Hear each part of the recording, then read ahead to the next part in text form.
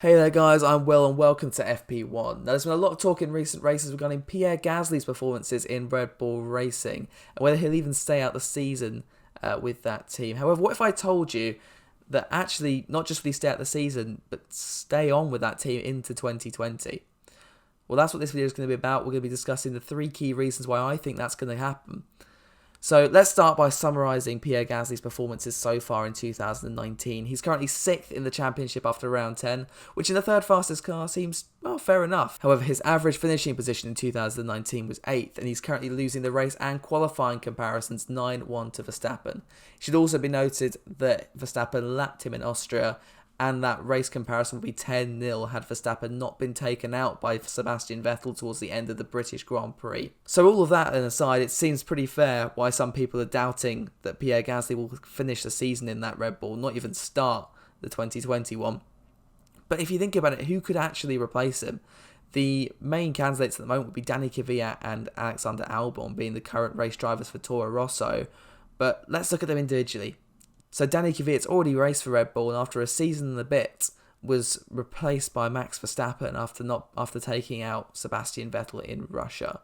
Alexander Albon, on the other hand, is only in his first season. If Gasly's struggles were partly down to the lack of experience in Formula 1, then Red Bull are going to be wary not to make that same mistake again. Gasly was the second most inexperienced driver to move up to that Red Bull. The only driver ahead of him in that list is Sebastian Vettel. And okay, fine, that worked well. But as is clear to see at the moment, Pierre Gasly has not made as good of a start as Sebastian did. If we look down in Formula 2, there aren't that many prospects there as well. Obviously, Pato O'Ward was doing a few races for MP Motorsport in Austria. However, he was at the back of the field in both of those. And fair enough, it's a new series, but his race results in IndyCar haven't been particularly promising as well. He's definitely not ready for that Red Bull drive. Maybe a Toro Rosso at the start of next year, but there's no way Red Bull would jump him straight up to the senior team. The same would apply to any junior drivers in Formula 3. You've got Yuri Vips, who's doing a really good job in that car at the moment. And also Liam Lawson had a fantastic British Grand Prix. But are they ready for an F1 drive yet? I just don't think so. They've got to have another year in F2 just to build up their experience. Maybe 2 years for Liam Lawson. He's just not quite got that pace to make it up to Formula 1. Daniel Ticktum, of course, was a big name flying about as well, but he's now been fired from the junior program after a lack of pace in Super Formula. So really, there's not many drivers there that could step up to that Red Bull seat, and I cannot see Red Bull taking someone straight away and putting them into at least a junior and even putting them into that senior team. There have been a few names on the current grid flown about, like Nico Hulkenberg was rumoured to be having talks with Red Bull, but I just can't see that happening, and I can't see Nico just being there for being a stopgap, which, let's be honest, that's the only reason why he would be. So the only real option then is Pierre Gasly. Have him have another year, then fire him, and maybe step up Albon or Kvyat, depending on who's performing better. So if we look at senior members in the Red Bull team, Christian Horner's been very, very, very supportive of the young Frenchman. In the Austrian Grand Prix, he was quoted saying, "Pierre's having a tough time at the moment. We're doing our best to support him. I think he just needs a reset. The problem is that he's got Max delivering every week and that puts more pressure on him to perform, but we're sticking by him. We still believe in him and we still give him all the support to try and nurture the talent we know he has. There's no intention to change Pierre. He's our driver. We're going to work with him and we will try to get the best out of him.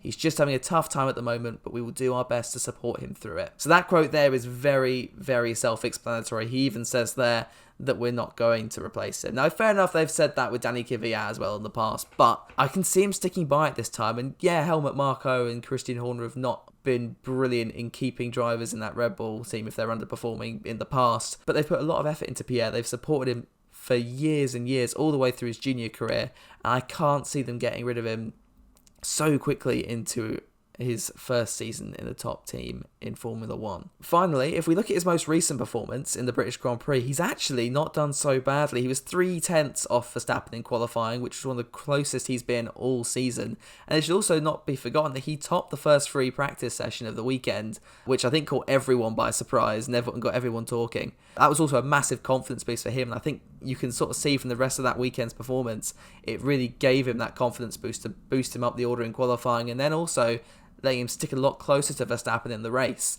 He beat Verstappen due to his collision with Sebastian Vettel with about 15 laps to go, but he wasn't too far off him. He was only really a few seconds down the road throughout the majority of the Grand Prix. Yes, Verstappen was still faster, but in comparison to 2 weeks ago when Verstappen had lapped Pierre Gasly in Austria, you can see there's definitely an improvement there. If said improvement continues into Hungary in the second half of the season, I could see Red Bull giving him another year. After that, maybe then, yeah, we should be looking at Albon or maybe a Pato Ward or Yuri Vips to step up to that team and replace him. But at the moment, the main point is there's no one really that could step up and take that Red Bull seat and do a better job than Pierre is at the moment. The problem at the moment Red Bull have is they don't want to ruin one of their up-and-coming talents by chucking them into a brand new team at the top of Formula 1 and then have them struggle with arguably one of the best drivers on the grid in Max Verstappen. But those are only my thoughts. What I really want to know is what you guys think. Do you think that Pierre Gasly should stay out the season with Red Bull? Do you think he should get that Red Bull drive in 2020? Do you think he has the capability of doing enough to keep that Red Bull seat? And if not, who would you say would replace him? Would it be any of the drivers that I've mentioned in this video, or is there someone else on the current grid or in IndyCar or in Formula 2 that you think should step up to that Red Bull seat? Thank you ever so much for watching. Don't forget to like, comment and subscribe, and I will see you guys in the next one.